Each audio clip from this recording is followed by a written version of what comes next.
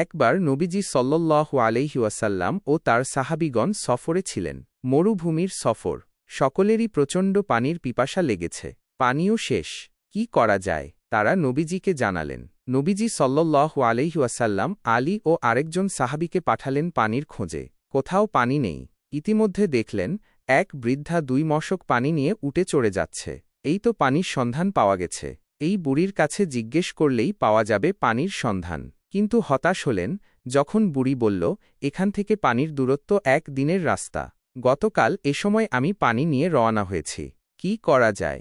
অগত্যা তারা বুড়িকে বললেন, বুড়ি মা, আপনি যদি একটু কষ্ট করে আমাদের সাথে আসতেন। তারা বুড়িকে নবীজির কাছে নিয়ে এলেন। নবীজি বুড়ির মশকের মুখ খুললেন। সেখান থেকে একটি পাত্রে কিছু পানি ঢালা হল। সেখান থেকে নবীজি মুখে একটু পানি নিলেন। সেই পানি আবার মশকের মধ্যে ঢেলে দেওয়া হল। তারপর মশকের উপরের মুখ বেঁধে দেওয়া হল এবং নিচের মুখ খুলে দেওয়া হল। ট্যাপের মতো সেখান থেকে পানি বের হতে লাগল। তারপর সবাইকে বলা হল, এখান থেকে পানি নাও, নিজেরা পান কর, তোমাদের বাহন জন্তুকে খাওয়াও। সকলে পানি নিল। 2 মশকে কতটুকু আর পানি থাকে, কিন্তু ওই 2 মশক থেকে কাফেলার সকলে তাদের প্রয়োজন মতো পানি নিল। যেভাবে আমরা কল থেকে পানি নিই, এমনকি সেই পানি থেকে কেউ কেউ গোসলের পানিও নিল। বুড়ি দাঁড়িয়ে দাঁড়িয়ে সব দেখছিল আর অবাক হচ্ছিল। তার আর বিস্ময়ের সীমা রইল না। সামান্য 2টা মশকে আর কতটুকু পানি থাকতে পারে, কিন্তু তার চোখের সামনে এ 2 মশক থেকে শত শত মশক পানি নেওয়া হল। এ দেখি আজব ঘটনা। সকলে যখন নিজ নিজ প্রয়োজন মতো পানি সংগ্রহ করল, বুড়ির মশক বুড়িকে ফিরিয়ে দেওয়া হল। বুড়ি দেখল, আমার মশক থেকে এত পানি নেওয়ার পরও এর পানি এতটুকুও কমেনি, বরং আগের চেয়ে আরও পূর্ণ দেখা যাচ্ছে। মশক ফিরিয়ে দিলেন এবং বললেন, আপনি তো দেখছেন আপনার পানি একটুও কমেনি।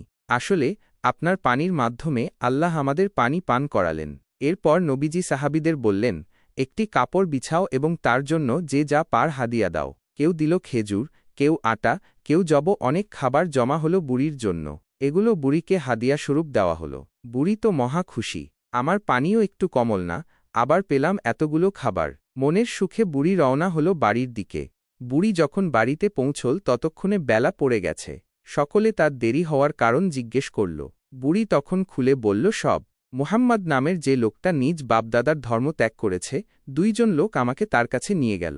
তারপর ঘটল আজব এ ঘটনা। সকলে তো শুনে তাজ্জব।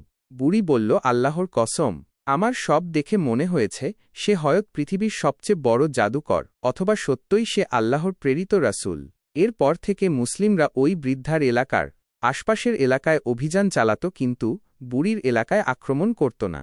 এ দেখে বুড়ি নিজ কওমকে বলল, আমার মনে হচ্ছে তারা ইচ্ছাকৃতভাবেই তোমাদের এড়িয়ে যাচ্ছে, তোমাদের উপর আক্রমণ করছে না।